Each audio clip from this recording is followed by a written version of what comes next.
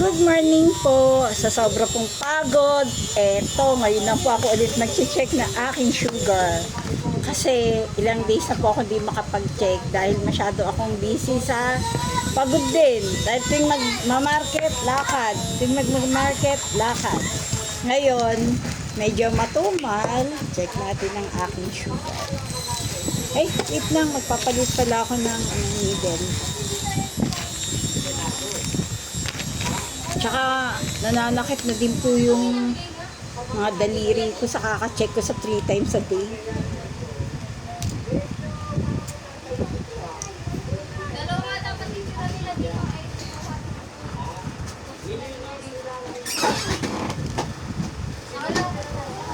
Oh, check muna tayo ng sugar.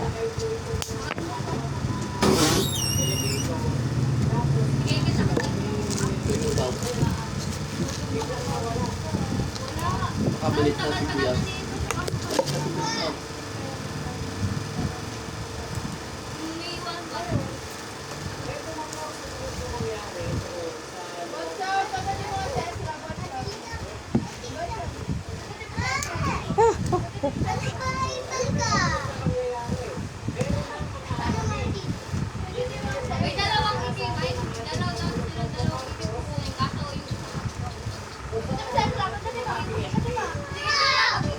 $185. Oh, ilang days yan, di ako nakapag-monitor. Pero, yung mga kinakain ko po, slow carb naman. Siguro sa puyat, pagod.